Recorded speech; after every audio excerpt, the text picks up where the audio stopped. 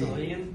Bueno, vine acá a Malvinas siempre a buscarme una nueva picha, porque como ven, no me puedo parar de comprar papita malvinera. Estamos acá en el búnker Malvinas siempre. Joaquín B. González, 974. Luquitas, acá está el dueño. Siempre nos atiende de la mejor manera. Y para encontrarnos en Instagram fácil, malvinas.siempre, no duden en entrar, en venir a visitarlo, que la mejor atención la van a tener acá. Nos esperamos. Gracias, Mati. Un gusto. Bueno, queridos amigos, en un nuevo programa de Malvinas y sus protagonistas, en esta ocasión tengo el placer de entrevistar al brigadier retirado, veterano de guerra de Malvinas, Atilio Zátara. ¿Cómo estás, Atilio? Muy bien, Matías. Buenas tardes. ¿Qué tal? ¿Cómo están?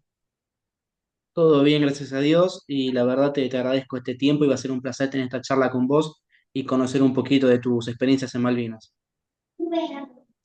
Sí, para mí también es un honor hablar con ustedes, con vos y con los que escuchen, y relatar lo que he vivido, que fue muy intenso, pero bueno, si no se cuenta, no se sabe.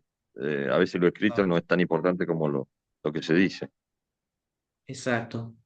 Y para ir arrancando, me gustaría ir, como hago siempre del principio, te pregunto, ¿dónde naciste y esta vocación de ser piloto cazador, cómo te surgió? Bueno, mira, yo nací en la ciudad de Buenos Aires. eh, Mi padre era piloto civil, deportivo, o sea, no volaba ya cuando nací yo, ya no volaba más, pero siempre siguió teniendo su pasión por la aviación, así que eso me lo transmitió a mí. Yo desde muy chico, prácticamente desde que nací, estuve relacionado con la aviación por mi padre, hasta que después por vocación ingresé acá a la Escuela de Aviación Militar en Córdoba, donde vivo ahora, y, y bueno, ahí empezó mi carrera hace casi 50 años. Bien. ¿En qué año ingresaste en la escuela? En el año 1975 ingresé junto con la promoción 44, a la cual pertenezco. Ese Ujú. año ingresamos a la Escuela de Aviación. Edición 44, o sea que te egresaste en el 77. 75. Ah, 75. Cumplimos 50 años el año que viene. Ah, Al bien, próximo bien, año, a faltan días nomás. bien. ¿En tu caso te tocó hacer el curso de aviador militar el último año o fue al año siguiente? Sí, cuando era cadete cuarto año se implementó el curso de aviador que comenzara Ah, en cuarto año. Así que en junio de cuarto año comencé a volar, a hacer el curso y lo terminé en la primera mitad de mi primer año de alférez. O sea que en agosto del año siguiente egresamos, de ahí fui a la escuela de caza en Mendoza y después ujú. me quedé allí en Mendoza en el escuadrón A4C, que es con el que volé en Malvinas. Bien. Te hago una pregunta antes de entrar en lo que fue Malvinas. Cuando un piloto, obviamente, cuando un alférez se recibe y a su vez le dan la sala de piloto, en tu caso, ¿qué sentiste? Y mira, yo sentí una emoción muy grande porque después de muchos años, para un joven, 4 años o 4 años y medio es una barbaridad. Para nosotros ya los Ujú. más, como yo, más adultos, ya 4 años pasa más rápido. Así que fue una emoción muy grande, especialmente porque se iba cumpliendo lo que yo pensaba hacer en mi vida, que era volar. Así que, bueno, y más aún, después mi vocación militar también se fue acrecentando día a día hasta la fecha, cada vez Bien, más. bien. ¿En qué año llegaste a la cuarta brigada? A la Cuarta Brigada yo fui de paz en el año 1979. En Mendoza en octubre llegamos. El 1 de octubre nos presentamos. Bien. Cuando pudiste volar el A4C, ¿cómo nos puedes describir ese tipo de avión? Mira, para mí había volado Mentor y Morán Sunier acá en la escuela, y después toda la escuela de casa le dice Morán Sunier, que Ujú. es un avión de mucho menos performance que el A4, totalmente diferente, no es un cazabombardero, es un avión de instrucción, igual que el Mentor. Así que fue un cambio radical, digamos, Claro. había una diferencia enorme. En esas épocas no había avión biplaza, no había simulador, no había ningún tipo de elemento que no fuera el mismo avión para hacer alguna cosa. Así que todo el vuelo solo fue más emocionante ese que los otros, porque los otros siempre había sido acompañado por un instructor, primero, y después volé solo. Acá no, acá desde el primer momento se vuela siempre solo, se volaba, ahora ya los aviones tienen todos biplaza para Claro. ahorrar horas de vuelo y es mucho más productiva la instrucción que haciéndolo así solo. Así que esa fue mi experiencia y un cambio muy, muy importante. Te entiendo. Para el que está escuchando que no puede llegar a distinguir la diferencia entre el A4B, que estaba en la quinta brigada, y el de ustedes, el A4C, ¿cuáles eran las diferencias notables entre los dos aviones? Y en realidad el C, como lo dicen las letras, ahora son Ujú, por bloques y demás, ahora ujú, esas eran letras A, B, C, D, E, F, bueno, una cantidad de aviones que lo fueron mejorando en potencia de motor, instrumental. Bueno, con respecto al B y C, el C tiene el motor un poco más potente, no llega ni a 1000 libras más de ujú, potencia, tiene una estación más, tiene 5 estaciones, el B tiene 3, la del centro, la del fuselaje y una en cada ala. El C tiene lo mismo y aparte una más en cada ala, tiene cuatro en una ala, dos en una ala, dos en la otra, o sea, cuatro en las alas y una en la estación central. Y tiene algunos equipos instrumental y demás que son un poquito más, eran en esa época, ahora ya no, un poco más sofisticados y lo hacían un avión un poquito más operativo en estas cuestiones, especialmente por el programador de tiro, la parte de vuelo nocturno, para vuelo nocturno, todo lo que es instrumental, el piloto automático. Eso el B no lo tenía. Nosotros teníamos todos los aviones con navegador, Omega, que ahora ya está desprogramado, esos sistemas no funcionan más, se usa ujú. el satelital o el inercial. Nosotros tenemos el Omega en todos los aviones, estaba todo integrado, el Omega, que era el navegador, con el piloto automático, con todos los instrumentos del avión, todo integrado, y funcionaba muy, muy bien, no tuvimos ningún problema. Bien. Ya entrando en el año 82, a vos el 2 de abril, ¿cómo te sorprende? Bueno, mira, nosotros en esa época, por el conflicto que habíamos tenido con Chile, Ujú, desplegamos un mes cada 3 meses al sur, a Río Gallegos. Exactamente, ahí había un radar y se hacía vigilancia con todo el espacio aéreo, más o menos como lo que se hace ahora en el norte y allá en Resistencia, en Posadas y demás. En esa época se hacía en Río Gallegos con un radar 3D que estaba instalado ahí, un radar móvil, pero instalado casi fijo en Gallegos. ujú, Entonces, nosotros el escuadrón se dividía en dos, el personal del escuadrón se dividía en dos, los primeros llevaban los aviones allá a Río Gallegos, que te había refugios antiaéreos, toda una cantidad de elementos que lo hacían una unidad muy, muy operativa, muy apta para la guerra, y la segunda tanda de ese mes que nos tocó, me tocó a mí ir, que fue el 30 de marzo.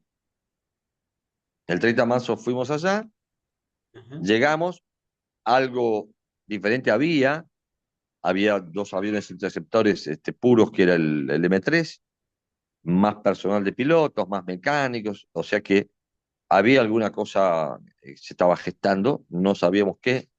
Y el 2 de abril me sorprendió igual que cualquier argentino, yo era muy joven, no tenía por qué tener información tan precisa de eso, entonces nos sorprendió con la radio, escuchábamos la radio y nos fuimos enterando a la mañana temprano qué es lo que había pasado ese día 2 de abril, así que así me tomó estando ya en el sur. Nosotros fuimos mi escuadrón y una escuadrilla de ese escuadrón que yo formaba parte, ujú. fuimos los primeros que cruzamos a Malvinas y volvimos sin aterrizar. Antes, el día anterior, había cruzado un Hércules con 4 Pucará formados, 4 o 6, no me acuerdo, creo que eran 4, formados que aterrizaron en Malvinas. Nosotros fuimos y volvimos. Eh, Así que para mí también fue toda una hazaña eso, porque era la primera vez que nos alejábamos tanto de la costa. Nosotros, nuestra misión y nuestra responsabilidad como Fuerza Aérea era todo, todas operaciones aeroterrestres, no aeronavales, entonces no estábamos acostumbrados a volar sobre solamente agua, todo agua, y eso, bueno, tuvimos un mes para prepararnos, nos fuimos adiestrando para no tener problemas, y no los tuvimos, por suerte. Eh, Eran más o menos casi una hora de vuelo bueno, después redesplegamos a Gallegos perdón, a San Julián, que era la base de operación natural nuestra, que estaba todo en los planes de operaciones, la base de Ujú. despliegue nuestra para operar todo el escuadrón completo, con todos los pilotos y todos los aviones, era Puerto San Julián, que estaba al norte de Río Gallegos. Así que mi escuadrón, lo que había quedado en Mendoza, con mecánicos, toda la base se formó con personal de la Cuarta Brigada, los bomberos, los armeros, todos los que era la logística y todo eso, desplegó desde Mendoza, y cuando eso estaba todo instalado, los 4 aviones que teníamos en Gallegos, o cinco aviones que teníamos en Gallegos, desplegamos el 10 o el 11 de abril a Puerto San Julián. Y a Gallegos fueron los que tenían despliegue natural, que era eh, 2 escuadrones de A4B, que operaron prácticamente toda la guerra creo que hasta el 8 de junio operaron desde Río Gallegos, y nosotros desde Puerto San Julián. Y también se agregó después Ujú. un escuadrón de Dagger de Tandil, que operó desde San Julián junto con nosotros, y otro escuadrón de Dagger de Tandil fue a Río Grande, en la isla Grande de Tierra del Fuego. Así que eso, así empezamos. Bien. ¿Y vos para ese entonces, qué grado tenías? Yo era teniente, ¿Y qué edad? 26 años. ¿Ya tenías familia? No, no, era soltero, me estaba Ujú, por casar. Bueno, eso es otra historia que es muy larga, pero ujú. tuvimos que, con mi actual esposa, estábamos de novio, ya con fecha de casamiento, fiesta pagada, todo arreglado, fecha para la iglesia y demás, tuvimos que cancelar todo hasta nuevo aviso, digamos, porque no tenía ninguna certeza de cuándo iba a terminar la cosa. Así Claro. que, bueno, tuvimos que hacer eso. Mi mujer, si lo cuenta, se va a hacer muy prolongado, pero es muy interesante escucharla porque ella lo vivió Claro, desde otro ángulo, ¿no? El tema. claro. ¿Y vos dentro del escuadrón cumplías alguna función en especial, además de ser piloto? No, no, yo era Mm, las escuadrillas, un escuadrón está compuesto por varias escuadrillas, ujú, 2 o más. Las nuestras eran 4, creo. 4 escuadrillas. Y yo era la escuadrilla está formada por 4 aviones, un jefe de escuadrilla, generalmente es un capitán o un primer ujú, teniente ya antiguo, y dos, el número 2, que es el que le sigue. En la formación tiene otra posición también eh, cercana. Ese 2 era yo, por ejemplo. ujú, El 3 era alguien que era una sección, porque la escuadrilla está conformada por 2 secciones: la sección guía, que es la del jefe de cuadrilla, y el número 2. Y hay otra sección más, que son 2 aviones, que es la de el jefe de sección y el numeral 4, que es el de menos experiencia de todos. Yo era el 2, que le seguían en poca experiencia. El número 3 era el que se podía hacer cargo de la escuadrilla en caso que el jefe de cuadrilla tuviera algún problema, como pasó muchas veces. Se hace cargo de la escuadrilla, quedan 3 aviones, y él ya está habilitado para hacer eso. Yo no estaba habilitado para hacer eso. Así que así ocurrió, y así nos desempeñamos toda la guerra. bien. ¿Y estas escuadrillas que nos mencionás, se mantenían constantes? Sí, nosotros, el jefe de escuadrón eh, conformó una manera de armar las escuadrillas por secciones, o sea, 2 aviones. Entonces, cuando tenían que salir 4, tomaba 2 secciones y las unían, y eso formaba una escuadrilla de 4. A veces eran de 3, depende de la cantidad de aviones en servicio que había y demás.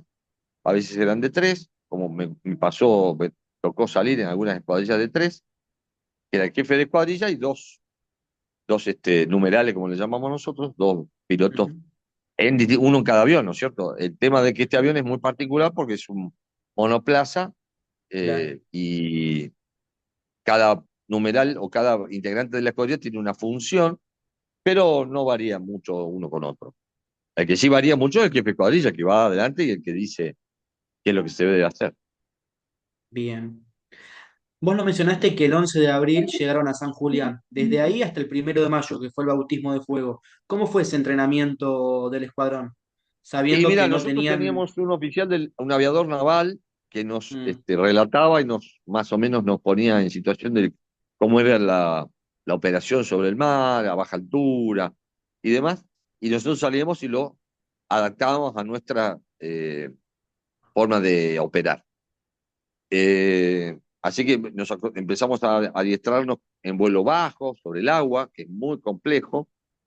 La orientación y eso y el tema de la navegación, como nosotros lo llamamos, la aeronavegación, se ujú. facilitaba mucho con el navegador este que le comentaba recién, que todos los aviones lo tenían y todos los aviones funcionaban bien, así que en eso no teníamos problema, porque no hay manera de ubicarse en el mar. En el mar no hay ninguna referencia como volar en el Claro. espacio, no hay ninguna referencia de nada, todo agua, cielo y nada más.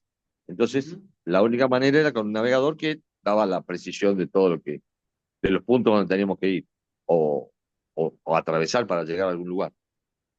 Bien. Llega el 1 de mayo, que es el día del bautismo de la Fuerza Aérea. ¿Cómo lo vivió el escuadrón y vos particularmente? Bueno, varias escuadrillas o secciones formando escuadrillas operaron ese día. En una me tocó salir a mí con el que atacó, que era mi jefe de escuadrilla, que atacó el Invencible, el primer teniente Vázquez en esa época, José Ujú. Vázquez. Salimos a hacer una cobertura aérea sobre Malvinas, pero no entramos en combate. Solamente llegamos hasta la vertical. Tuvimos un encuentro no visual, pero sí, porque Malvinas tenía un radar nuestro, muy Ujú. bueno, moderno, desplegable, que lo llevaron en un Hércules, lo instalaron allí, y ese radar es el que hacía la vigilancia de todo las 200 millas a la redonda de Malvinas. Y recién lo mencionaste, una misión de interceptación, eso que lo hacían con misiles ustedes, ¿no? Sí, el C, bueno, otra de las diferencias que tiene con el B es que lleva misiles aire-aire. Nosotros Mm. tenemos un misil aire muy primitivo, no hay nada para sofisticado, muy primitivo, pero en esa misión se usó. No se usó, sino que se llevó. No lo llegamos a lanzar, ni Ujú. nosotros. Los Dagger también tenían el mismo misil con las mismas características, que era un misil israelí, el Shafrid israelí, que era un Ajá, misil muy elemental para lo que era esa época, ¿no? Ahora ni hablemos. claro. Para vos, siendo tu primera misión, por más que no hayas entrado en combate, cuando volviste a la base, ¿vos sentiste que cambió algo en vos? ¿Cómo lo tomaste? Y mira, yo lo tomé como que esto no era un entrenamiento, porque ese día falleció un compañero mío en un Canberra, derribaron la propia artillería, un M3 en Puerto Argentino, y sí, ahí nosotros no perdimos a nadie en nuestra base, ni de Dagger ni de A4. Ahí me di cuenta que la cosa venía en serio, que no es un entrenamiento. El entrenamiento sirve para prepararse, pero eh, y hay que estar bien preparado, que eso lo estábamos, por eso no tuvimos prácticamente accidentes ni incidentes serios eh, que, que provocaran algún problema.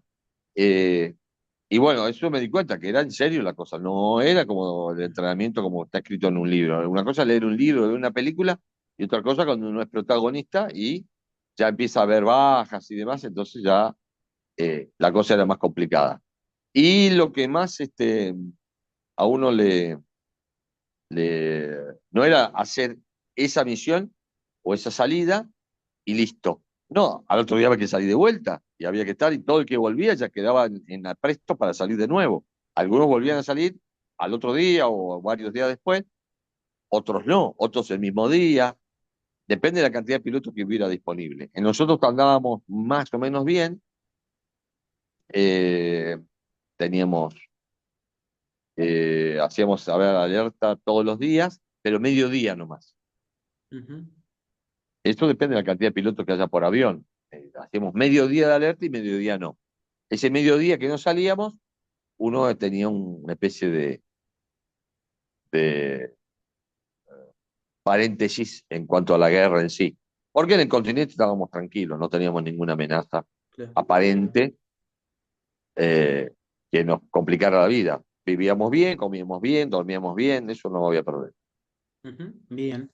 ¿El escuadrón cuántos aviones tenía operativos? ¿Cuántas qué? ¿Cuántos aviones tenían operativos el escuadrón? Nosotros operativos teníamos 16. Ah, bastante. Ahí en San Julián, perdón, nunca hubo más de 8, 9. Y a Ujú. medida que íbamos perdiendo aviones, los traían desde Mendoza, si estaban Ajá. en Mendoza, o desde Río Cuarto, si estaban en Inspección Mayor, trajeron uno o dos desde Mendoza. Pero creo que teníamos, no llegamos a tener los 16 en vuelo. Había de dotación 16, pero teníamos 8, 10, no más que eso. Bien. Se sabe que la Fuerza Aérea es como un relojito de, una maquinita de reloj, que siempre está el avión, el piloto y el mecánico. ¿Cómo lo vivías vos en tu caso, esa relación? Y mira, la relación es muy estrecha, porque como vos bien decís, es todo un sistema. Todos los sistemas están conformados por varias partes, ¿no es cierto? Varias subsistemas. Bueno, nuestro sistema de armas, el de A4, el de Mirage o cualquier otro similar, funciona con un montón de gente que algunos vuelan y otros no. Ujú. Nosotros, por eso pareciera que fuéramos los únicos que hicimos algo, ¿no? Lo que pasa es que fallecidos en nuestro caso, en mi caso de mi escuadrón, solamente hubo aviadores, pilotos, porque el resto no tuvimos ningún ataque a las bases ni a las brigadas, Ujú. pero si hubiera sido una guerra como en otras que hubo en otros lugares, sí hubiéramos tenido bases y ahí hubiéramos sufrido, como pasó con Pucará en Malvinas y demás, hubiéramos Ujú. sufrido probablemente alguna baja del personal que no vuela. En este caso no. Y después lo que yo quiero destacar también, que en la ciudad de San Julián, una ciudad chica, yo hace mucho que no voy, hace como 10 años que no voy, eh, entonces, entre el ejército que hacía un cordón de seguridad externo amplio, tenían una cantidad, no me acuerdo cuántos efectivos tenía, después tenía la seguridad de la base, toda la logística, todos los mecánicos, armeros y todo el personal de seguridad de vuelo para el tema de torres de control y demás. eh, Llegamos a hacer una cantidad importante, más que la misma cantidad, el mismo efectivo de la ciudad. Y la ciudad pasó a ser como si fuera parte de la base. Claro. La base era donde está el actual aeropuerto de San Julián, que está previsto como, como aeropuerto o como transformarlo en base de despliegue, y cuando Ujú. no estamos en guerra se usa como aeropuerto. Eh, Ese aeropuerto está próximo a la ciudad, como casi todos los aeropuertos, en las afueras, y nosotros pernoctábamos y nuestra logística, o sea, todo lo que era racionamiento y alojamiento estaba en la ciudad. Así que, bueno, la ciudad se mimetizó con nosotros, más de noche hacían oscurecimiento igual que nosotros, y algunos talleres, por ejemplo, yo lo quiero comentar un caso particular, un avión Ujú. durante el conflicto, durante ya desarrollada el desarrollo de la guerra, volvió con impactos y perforaciones muy importantes, y el avión sin el motor y sin la cola lo llevaron a un taller de la ciudad, que tenían más elementos, porque la gente que trabajaba en chapa y demás hierbas de lo que era la reparación del avión no tenía todos los elementos, habían desplegado lo que podían, porque no era la Claro. base natural. En la base natural tenían el taller todo armadito sin problema, pero acá no. Entonces esta gente ofreció el taller para que nuestros chapistas, por llamarlo así, que no se llama así, Ujú. son mecánicos de estructura, lo repararan. Y el avión lo llevaron por la ruta. Yo lo vi, por eso lo cuento, porque lo vi por la ruta y pregunté, digo, ¿qué hace este avión? Revolcado, ¿no? Por supuesto. Por Claro. la ruta 3. Y lo están Ujú. llevando a la ciudad porque lo van a reparar. Ah, bueno, eso lo quiero comentar porque fíjese cómo se había concientizado la población, lo mismo Claro. para el racionamiento y demás hierba, lo mismo, era la misma actitud. por eso ellos han hecho monumentos en la ciudad, de Daguer, de nosotros. Ujú. La hostería donde paramos sigue estando.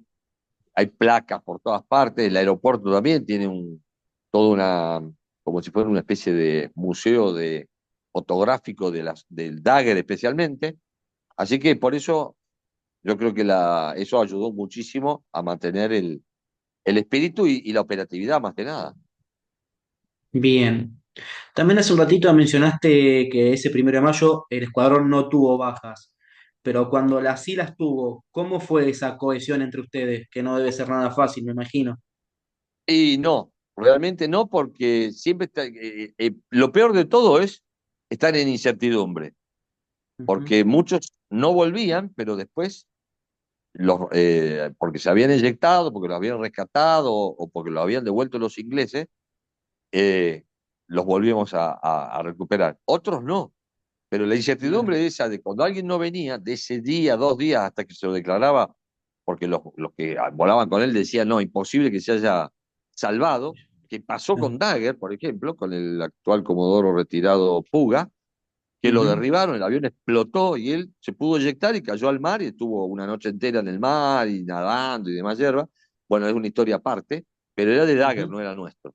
Pero como convivíamos en la misma base, en el mismo alojamiento donde estábamos los pilotos en el periodo de la guerra, eh, Ujú. esa era la incertidumbre que uno tenía y que eso es peor que la certeza. La certeza uno dice, bueno, listo, tiene que hacer el duelo que tiene que hacer y listo. Ahora, cuando no hay incertidumbre, fue terrible. Tuvimos incertidumbre por años de algunos, porque no se sabía qué había pasado, que probablemente se había eyectado o lanzado en paracaídas en alguna zona protegida, que estaba todavía detenido, estaba todavía prisionero. Bueno, eso produce un daño y un dolor, que es inevitable, ¿eh? No pasa en todas las guerras. Si uno lee un libro de la Segunda Guerra Ujú, Mundial o claro. Vietnam y demás, se va a dar cuenta de Ujú, que eso ocurre en todas las guerras. Lo que pasa es que una cosa es leerlo y otra cosa es vivirlo. Pero claro. bueno, sabemos que va a pasar. Bien. Tanto en tu escuadrón como en el escuadrón de Dagger que estaba ahí con ustedes en San Julián, ¿vos tenías compañeros de promoción? Sí, sí, sí. Algunos fallecieron en Dagger tenía a Castillo que fue Ujú, derribado y falleció. Y en A4 López y Farías, que eran compañeros míos y también uno tuvo un accidente y el otro fue derribado, y dos compañeros más, tres compañeros más, otro fue derribado y recuperado, que es el famoso Tom Lucero, eh, ujú, cayó al agua, toda una historia también larga de contar, pero fue recuperado. Nosotros lo dimos por muerto, porque ujú. pues, nos enteramos como varias semanas después de que lo estaban repatriando, por llamarlo así, Claro. en un barco nuestro. Y bueno, atrás de todo esto está la familia, que si nosotros la Claro. vivíamos mal, imagínense lo que era la familia, de Ujú, terror, terrorífico. Pero bueno, es así, las guerras son así. claro, te entiendo. Y vos volaste el 1 de mayo. ¿Cuándo te tocó hacerle otra salida? Y yo volé también el 8 de junio en el ataque a Bahía Agradable, el 30 de junio, perdón, el 30 de mayo, y nada más. ¿Y recordás cómo fueron esas misiones?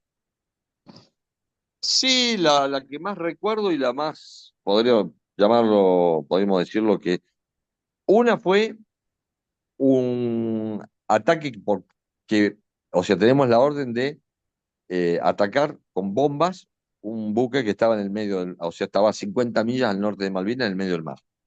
Ujú, Cuando llegamos a hacer el ataque, el jefe de cuadrilla que iba adelante ordenó que no se bombardeara porque era perdón, un buque hospital, con las cruces, todo pintado de blanco, con las cruces rojas, no había duda. Yo pasé por el costado, iba a pasar por arriba, pero pasé muy pegadito al costado y lo vi ajá. perfecto. Sé qué buque es y todo. Era un buque hospital declarado, todo por Cruz Roja y demás. Y bueno, no lo atacaron. por suerte, bueno, después de que volvimos, aterrizamos, una semana después, más o menos, eh, lo recuperaron al Lucero. Entonces Lucero, él contó todo su peripecia, y yo empecé a asociar los días que él contaba por las fechas, y le pregunté, el fecha, eso fue el 28, ahora no me acuerdo bien, pues rectifico, no fue el 30, fue el 28 de mayo. Digo, ¿vos Ujú. dónde estabas? Y dice, mira, yo el 28 de mayo, a ver, a mí me derribaron el 26, creo, 25, 26, y yo estaba arriba del Uganda. Y digo, bueno, en el Uganda casi, y bueno, le conté lo mismo que te cuento a vos. Me dice, menos Ajá. mal que no nos atacaron. Y íbamos a tirar 3 aviones, perdón, éramos cuatro aviones. 4 aviones le íbamos a tirar, o 5, eran 3 y nosotros 2. 5 aviones le íbamos a tirar 3 bombas cada uno. O sea, que sacar la cuenta son 15 bombas. De 15 ¿Quién bombas que somos? peguen, Claro. de 15 bombas que peguen 10. De las 10 que exploten 8. Ya con 8 bombas Ujú, el barco ese se hunde en 10 minutos. ujú. Lamentablemente. Pero bueno, él me dijo, mira, menos mal que tomaron esa decisión, porque la tomó el jefe Cuadrilla en realidad, eh, porque había 150 argentinos a bordo, que los habían evacuado de Malvinas, y bueno, esto es porque ¿cómo se explica esto que devuelvan?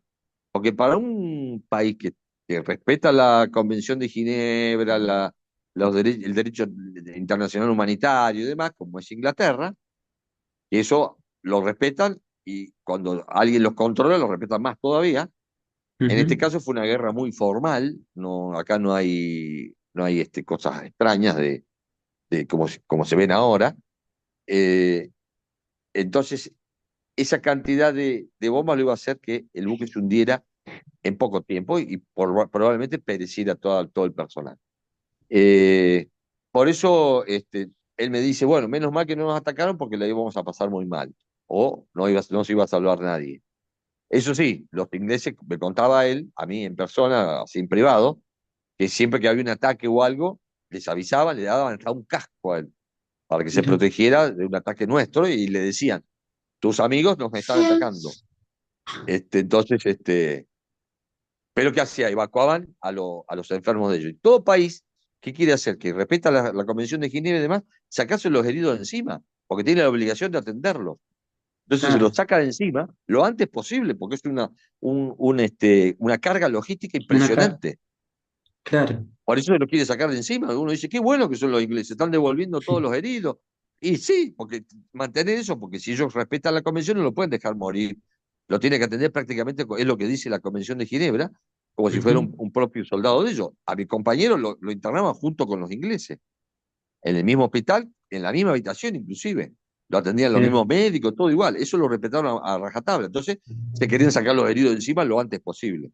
Por eso esa evacuación el 28 de mayo, así masiva, de todos los heridos Ujú. que había argentinos, para sacarse un problema logístico de encima. Bien. A ti, yo tengo una pregunta antes de comentar la última misión. Vos me habías comentado que tu jefe de sección era el primer teniente Vázquez, que cae el 30 de mayo en el ataque al Invencible. ¿Cómo vieron ustedes Correcto. esa misión, que fue bastante complicada, me Sí, imagino? sí, yo creo que fue la misión más importante que hizo la Fuerza Aérea, y que hizo cualquier Fuerza Aérea en los últimos 80 años, 70, 80 años. Con todo sin ser, yo no participé, ellos eran todos de mi escuadrón, pero no, yo no participé en esa salida. Nosotros, bueno, se definió un blanco que es complejo de contar, lo tienen que contar los protagonistas, quedaron dos por suerte. Se cumplió la estadística que decía todo el mundo, que el 50% no llegaba al ataque, en este caso, pero nunca lo computaron que los misiles de la Armada, que se lanzaban desde el Superetendad, estaban cuando eran lanzados, fuera del alcance de la defensa antiaérea de los barcos. Entonces, pasó lo que pasó. Eh, Así que eso hay que tenerlo en cuenta, y bueno, lamentablemente se cumplió en ellos, porque el Ujú. 50% no volvió, pero llegaron a ser, yo te digo, no, insisto, no es por soberbia ni por mucho menos, la misión Claro. más importante que hizo cualquier fuerza aérea de cualquier país del mundo en los últimos 70, 80 años. Nos guste o no nos guste. Se hizo una misión conjunta con los Ujú. aviones de la Armada. Las Armadas hicieron su tarea como estaba previsto. Ellos no tenían por qué pasar arriba de los barcos y demás, porque el sistema de armas que tenían Claro. era específico para esa tarea. Nosotros no teníamos eso y bueno, tuvieron que hacer lo que se hizo. Nosotros no lo diseñamos así, eso ya venía diseñado por el Estado Mayor y el comando de la Fuerza Aérea Sur, que estaba en Comodoro Rivadavia. Ellos hicieron el diseño de esa salida o de esa misión. Así pasaba con todas. Nosotros, el Ujú. detalle del vuelo en sí lo determinaba y lo planificaba el jefe de escuadrilla, pero todo lo más importante, que era el blanco, la posición del blanco, cómo, dónde iba a estar el reabastecedor, todo eso ya venía ya todo coordinado desde el lugar que emitía la orden, que era la Fuerza Aérea Sur en Comodoro Rivadavia. Claro. Así que bueno, eso sí, Eso venía todo en la orden fragmentaria, ¿no? exactamente. La orden fragmentaria ahora no se llama más así, ya se Ah, usa otro tipo de planeamiento, que es nosotros usamos el planeamiento de la OTAN, bien. eh, que en 40 y pasaron 40 y pico de años, o sea que es lógico que haya Que evolucionado. cambie. Claro. Y sí, cambió porque hubo otras guerras entre ahora y esa época.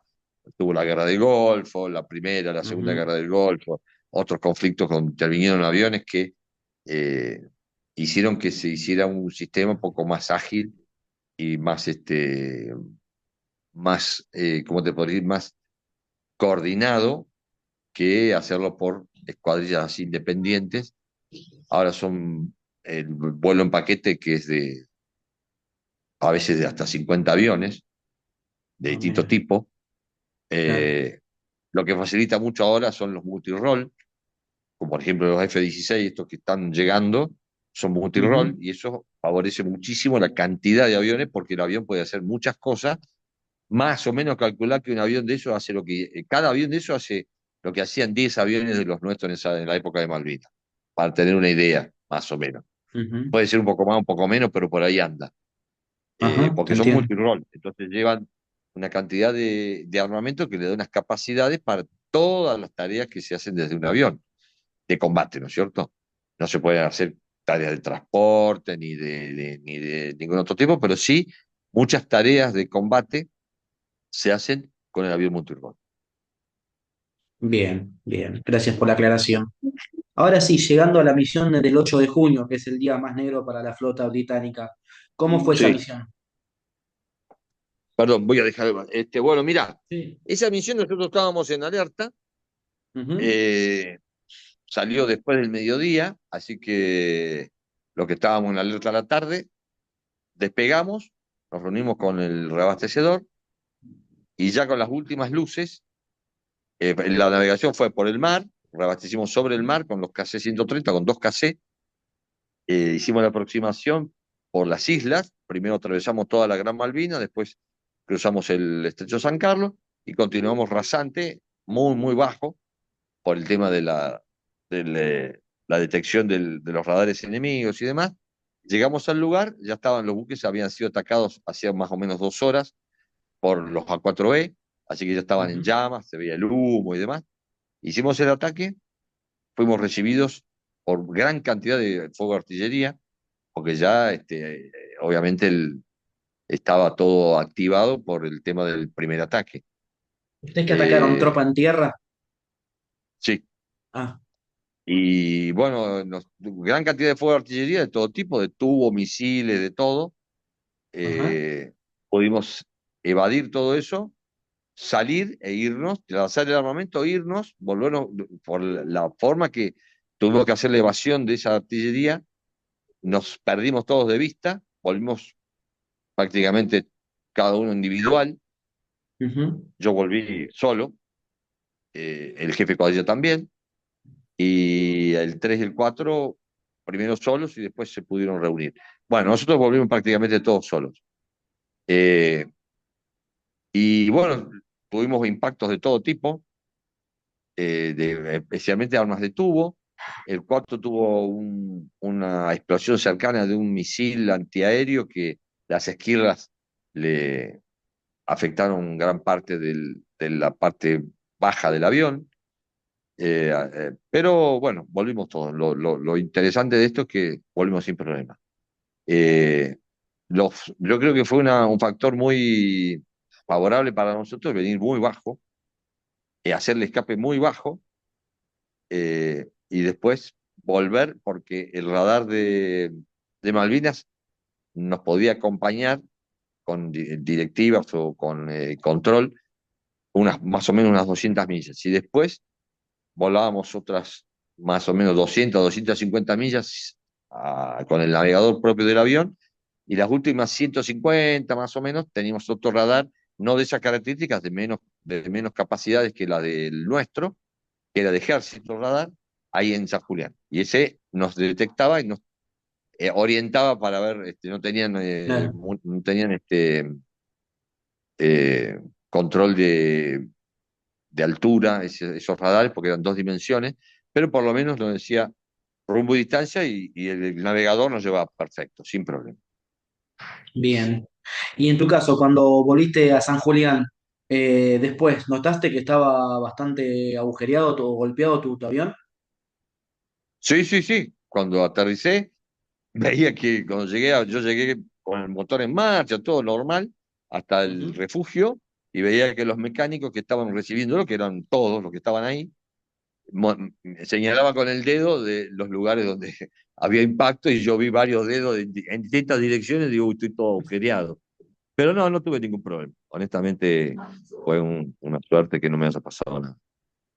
O sea, se portó bien en la 4C, te trajo a casa. Sí, sí, me trajo de vuelta. Hicimos casi 700 kilómetros de agua o 600 kilómetros de agua y sin problema. Así que, bueno, eso siempre se agradece y se tiene en Claro. cuenta, ¿no? El factor suerte, y yo que soy creyente también interviene Ujú. mucho eh, ese factor, y bueno, no siempre es el azar, no Claro, siempre es el azar, claro. este, pero yo no sé si soy digno para tener semejante eh, salvoconducto o salvación, no sé, pero bueno, acá estamos, Te entiendo. mi vida Una continuó pregunta, igual. una pregunta, Tilio. Cuando nos contaste que volvieron separados por VHF, por radio, ¿ustedes tenían comunicación o volvían en completo silencio también? Lo intentó el jefe de escuadrilla, pero con lo único que se comunicó fue conmigo, porque Ah, estábamos más cerca. Los otros dos, no. Y nos comunicamos una sola vez y como vos decís, por cuestiones de seguridad, no nos comunicamos nunca más. claro. Así que yo la última comunicación que hice con él fue después del ataque, y otra vez que me comuniqué, no escuché nunca a nadie en ningún lado, y Ujú. la última o segunda vez que me comuniqué fue cuando ya estaba llegando a San Julián. Por el tema de la propia artillería, que estaban también alertados y demás, tenían Claro. que saber qué avión era propio y qué avión no, porque a Ujú, veces que ellos no ven el blanco, no es siempre visual el tiro, a veces es por ujú. radar, y radar, si no tiene cierto equipamiento del avión, que no lo teníamos, puede discriminar o no. Claro, En esa bien, época había sistemas que discriminaban, pero el avión tiene que estar equipado con otro sistema que emite una señal para que discrimine el avión de la propia artillería, que es el bien. IFF en definitiva, el Claro, te entiendo. is friend or not friend. Ujú, bien. Y esta misión fue el 8 de junio, la rendición fue el 14. En esos días, ¿tuvieron más salidas ustedes con el escuadrón? No, estuvimos en alerta, estuve a punto de salir mismo 14, yo iba a Ajá. salir en esa con otros pilotos también, pero ocurrió primero la rendición en Puerto Argentino, entonces Ujú. se canceló esa misión. Es más, el jefe de Estado Mayor de la Fuerza Aérea estaba en San Julián Ah, cuando mira, el brigadier Castellano, que era el que estaba en Malvinas. Puerto Argentino, lo Ujú, llamó por radio, él estaba en San Julián, lo fue a atender, y ahí por la radio de la base le dijo que ya se rendían, que no hacía falta que fuéramos más. y ahí se canceló la salida. ¿Y vos en lo personal, te lo veías venir esto? ¿Este desenlace? Sí. Y sí, lamentablemente sí, Mm. porque nosotros teníamos que estar en el museo de la Cuarta Brigada, y con nosotros estaba en un helicóptero del Chaco, de la Gobernación del Chaco, porque se había ido de baja y fue reincorporado con el grado que tenía cuando se fue, Ezequiel Martínez, el que pinta los El que cuadros pinta. Ujú. sí, el pintor, pinta cuadros muy lindos. Bueno, él se ofreció voluntario en una mesa de ping-pong, hizo toda la maqueta, por llamarlo así, de Malvinas en relieve, de Ajá. todas las posiciones y de todo lo que eran las dos islas, con el agua alrededor, con los canales y demás yerba. Y las posiciones argentinas y las inglesas después, cuando desembarcaron. Entonces, yo veía que los ingleses cada vez eran, me acuerdo, pinchecitos de esos que se usan como marcadores, que parecen Ujú. una chinche, pero tienen Sí. bueno, no sé cómo se llaman. Bueno, esos pinchecitos de colores, los azules eran nuestros, los rojos eran los de ingleses. Al Ujú. principio era todo azul, después algo era rojo y después empezó a ser todo rojo. Entonces ahí Claro, ya teníamos un pronóstico de lo que iba a pasar, claro. lamentablemente, pero bueno, nosotros ya, por eso lo de Bahía Agradable fue tan contundente porque la inteligencia británica asumió de que nosotros estábamos peor que ellos y que no volábamos más, porque no teníamos más ni pilotos, ni aviones, ni nada, Mm. y no fue así, y así les fue, por una Claro, mala apreciación y una claro. mala coordinación, por eso le fue como le fue. Por eso le dicen el día más negro de la flota y demás. Ujú. Bien. Porque fue así, pero por falla de planificación. Los pobres soldados que murieron ahí, que Dios lo tenga en la Ujú. gloria, y bueno, suerte, pero fue por mala planificación, por descoordinación y demás. Claro, Para entiendo. hablar un año más o menos, pero bueno. Ujú. Yo ahora, obviamente, en esa época no era brigadier, yo ahora sí, ya estoy retirado hace tiempo, pero tuve Ujú. 38 años en servicio y algo pude palpar de todo esto y meditar Claro, y analizar y demás. Entonces, por eso llego a estas conclusiones. En esa época no. Es más, el entiendo. que era, yo ahora imagínate, hace 12 años que me retiré. Tengo 69 años. El jefe de la Ujú. FAS, el brigadier ya fallecido, brigadier Crespo, brigadier general Crespo, en esa época era brigadier, era mucho más joven de lo que soy yo ahora. Tendría Ujú. 50 años. Claro. ¿Entendés? Entonces, por eso, una cosa es ver con el diario del lunes, como dicen, es fácil hacer análisis. Ujú. Te entiendo. Y después del 14 de junio, ¿cómo fue el ambiente ahí en San Julián? Mira, después del 14 de junio estuvimos a la espera del repliegue. Ujú. Los soldados que estaban incorporados juraron la bandera. Ahí había de Tandil y de Mendoza. Juraron la Ujú. bandera en San Julián. Nevó, estaba todo nevado. Por ahí hay unas fotos de los aviones todos llenos de nieve. Es real esa foto. Ujú. Creo que alguna tengo por ahí. Y bueno, y esperamos la orden de repliegue. Hasta que vino la orden de repliegue, y replegamos con lo que quedaba, que eran 5 aviones. A ver, no, 7 aviones. Ujú. Vinieron 3 y 4, 7. Fuimos prácticamente juntos a Mendoza, y bueno, ahí se terminó la historia. Y ahí pasaron después los años, y donde yo lo cuento siempre cuando me preguntan cómo fue el después. Y el Ujú. después hubo que hacer una auto, ¿cómo se puede decir? Una autoterapia para no entrar en crisis ni estrés postraumático ni nada por el estilo. Yo imagínate que nosotros replegamos en junio, el 20 de junio, no, el 20 fue la Jura de la Bandera, el 22 de junio por ahí, Ajá. y en octubre por mi letra de Z, me hice psicofísico anual, el que hacíamos todos los aviadores y se lo siguen haciendo, y me dio normal. Ahí hacemos el psicofísico, vemos también un psiquiatra, un psicólogo, y me dio normal, hacemos un test psicológico y me dio todo normal, porque hicimos esa autoterapia de no entrar Ujú. en una paranoia que después Claro. termina en la locura. Yo me casé, ni bien llegué, al poco tiempo me casé, eh, tuve 4 hijos, siempre con la misma mujer, ¿no es cierto? Con Ujú. la que estaba de novio en esa época. Y bueno, la vida continuó normal. O sea, que tenés que hacer ese autoterapia porque si no, terminás en el manicomio. Claro, claro, te Yo tengo entiendo. muchos compañeros que yo, claro, cuando volvimos, hubo que, me encontré con las viudas, con los huérfanos, que eran chiquititos, ahora tienen la edad tuya, o más, Ujú, mucho más. ujú. Tienen 40 años, 40 y pico de años. Y los veo, Sí, los sigo viendo todavía, porque alguno vive acá en Córdoba.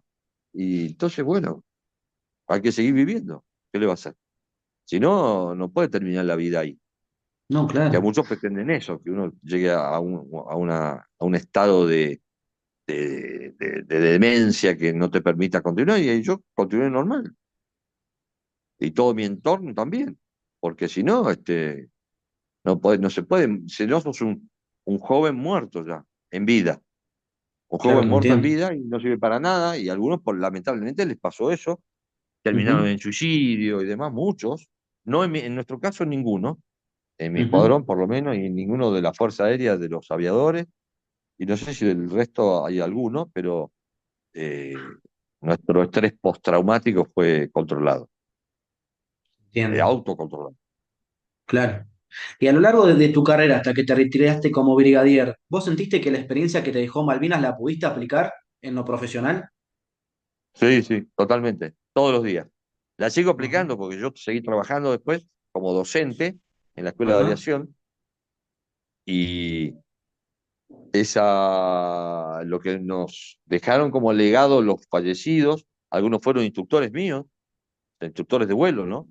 Y lo Ujú. que decían e inculcaban y educaban y no sé, hacían cumplir, ellos lo cumplieron al pie de la letra, tal cual lo decían. Entonces fueron coherentes con el relato de la instrucción, con la actividad de ellos. Entonces eso era una experiencia muy importante que les costó la vida, lamentablemente, a algunos, otros Claro. no, pero siguieron en carrera junto con nosotros.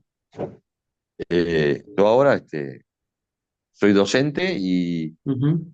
se aplica, trato de no ser paranoico, no sé si me explico bien, Sí, para no cansar a la gente joven como vos, de estar todo el día con la misma historia, y no, en este caso, por ejemplo, sí me puedo explayar, con mi familia lo hablo muy de vez en cuando, muy de vez en cuando, en cosas así, actitudes o situaciones muy particulares, y nada más.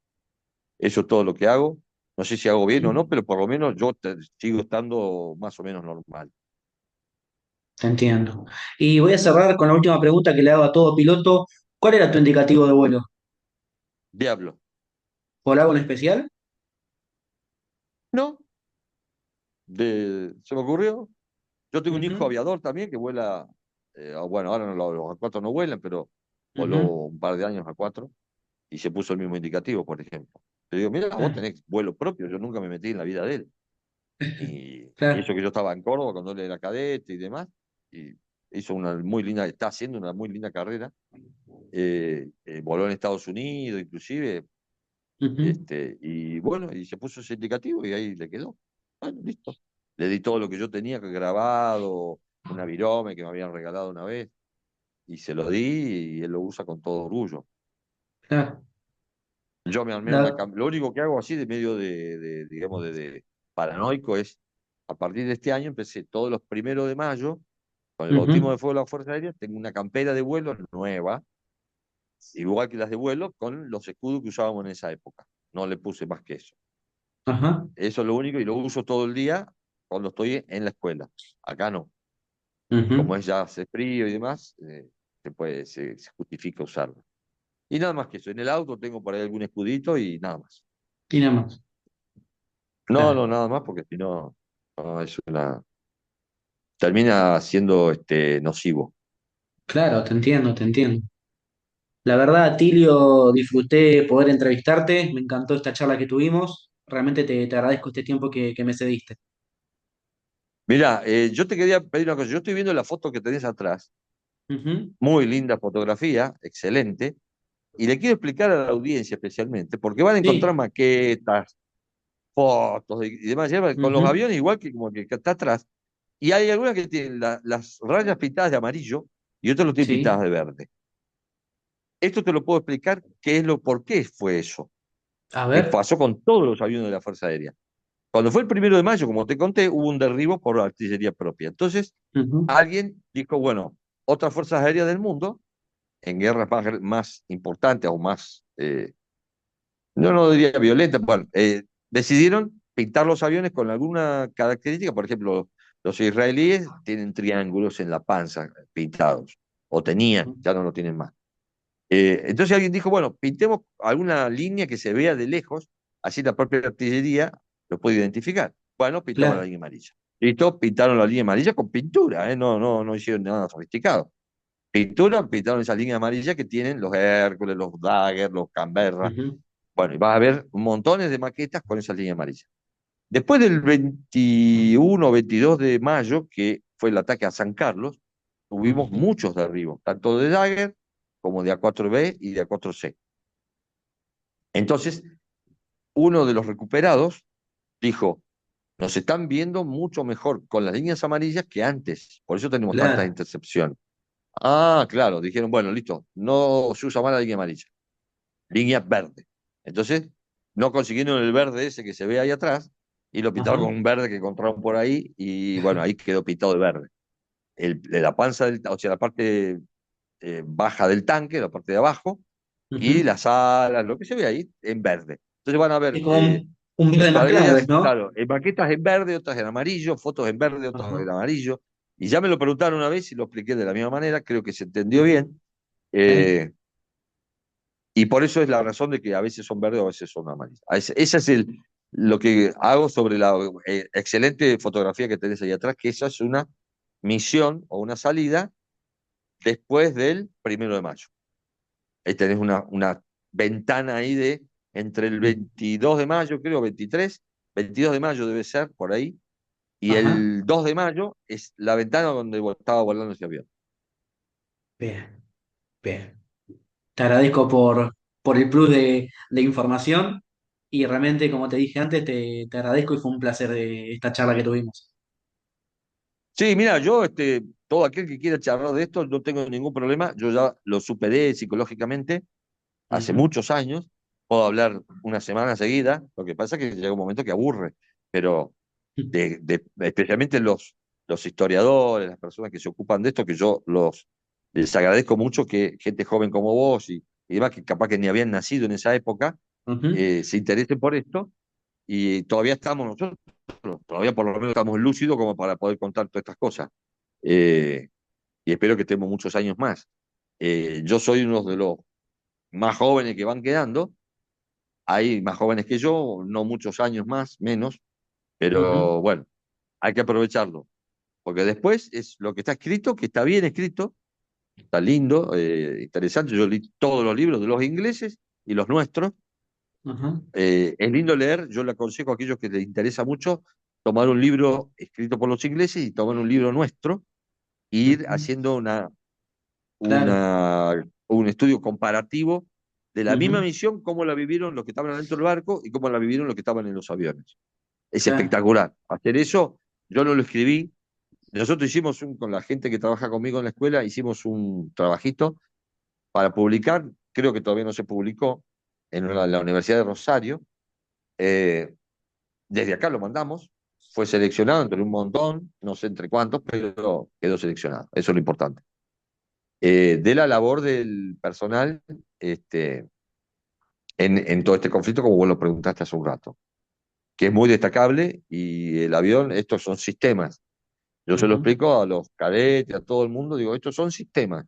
Si acá hay alguien que se olvidó de prender o de apretar una tuerca, chao, no Claro. tenemos la salida.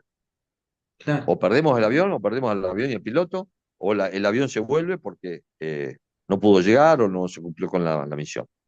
Ujú. Así en todos los sistemas, no solamente en este. Los informáticos, los logísticos y demás, siempre tienen que estar todos muy compenetrados en lo que están haciendo, porque el que falla, chao, es una cadena que siempre se corta por lo más fino, como dice el dicho. Claro. Pero claro. más fino por ahí es un pibe que apenas le está instruido y se manda una macana y bueno, y eso arruina todo. Ujú. Así que bueno, eso es todo. Gracias por la convocatoria esta y todas las veces que necesiten hablar, off the record, estoy disponible, no tengo problema. No me sobra el tiempo, pero tampoco me falta. Eh, Todavía sigo trabajando y voy a seguir hasta que ya no tenga más lucidez o no esté más en este mundo, porque me gusta y me da el pie para hacer este tipo de entrevistas, programas y demás. O Ujú. conferencias a los cadetes, a veces nos piden en la época Ah, de Malvinas, entre el 1 de mayo o entre el 2 de abril y el ujú. 14 de junio, a veces piden que hablemos un poco. Imagínate, para vos que sos más grande, bastante más grande que los cadetes tienen 18 Ujú. 20 años, 17 Sí. algunos, 16 creo que no hay ninguno, pero 17 18 para ellos, imagínate, cuando yo ingresé a la escuela, la Segunda Guerra Mundial había terminado hacía 30 años, que había terminado la Ujú. Segunda Guerra Mundial. Hubo un conflicto también para hablar 3 meses. Uy. Eh, y ahora, o sea, 30 años cuando yo ingresé a la escuela, para mí era otra era geológica, 30 años. Ujú. Ahora pasaron 42. ¿Te imaginas un pibe de 17 años? Ni el padre había nacido. Ujú. O el padre Claro. cuando estaba nacido, pero era muy chiquito, capaz que Muy ni se chiquito. acuerda. Bueno, en ese contexto, y bueno, nos tenemos que seguir moviendo todavía, y es muy importante la difusión que hacen tus colegas, vos en particular, y tus colegas, las publicaciones y todo el personal que intervino y que interviene y que va a intervenir. Eso sí. Porque el legado queda para ustedes, Ujú. eso Claro. es así. Y el que va a continuar con esto son ustedes. Nosotros hacemos lo que podemos hasta ahora y no sé cuánto tiempo más, pero mucho menos que el de ustedes. Así que bueno, un gusto grande y saludos a todos los que nos escuchan, o nos ven y nos escuchan. Ujú. Este, muy interesante. Te mando un fuerte abrazo a Tilio y quedamos comunicados. Así es. Gracias. Gracias a vos.